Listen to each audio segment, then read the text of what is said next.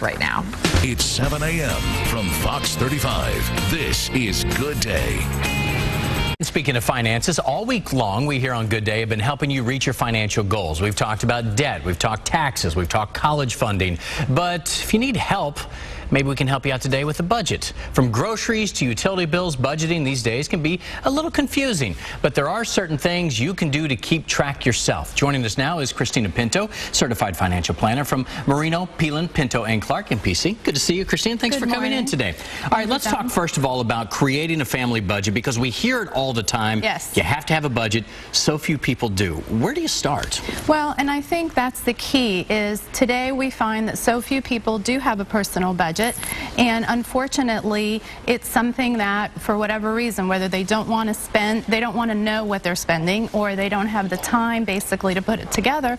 And some people really don't see the value in it. But we see personal bankruptcies are at an all-time high. And overspending, obviously the housing crisis didn't help the matter, but you know, it's impulse buying, it's overspending, it's using your credit cards too much. Because you don't think about it when you don't have a written plan. A lot of people use something like a Quicken program, so you can go back. If you don't have a computer program, how do you suggest people do this? Do you just keep a paper log? Yeah, it's very basic. There's a lot of worksheets online, and basically it's looking at your income, making different categories for your expenses.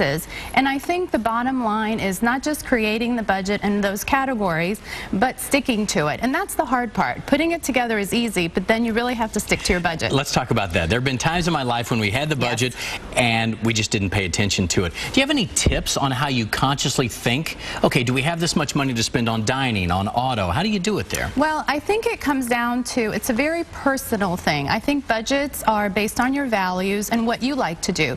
Your budget may allow for going to concerts more than mine, or golf, or different things. So I think if you look at it based on what you enjoy doing, pay yourself first.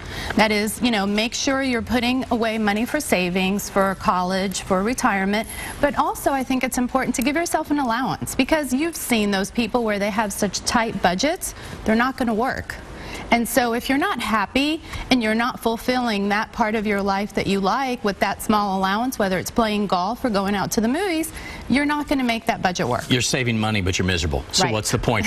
Every financial person that I've interviewed, a lot of multimillionaires, all say the same thing. Pay yourself first. Why do you think that's so important? Well, look at how people accumulate wealth. 401ks, your retirement accounts, and why is that?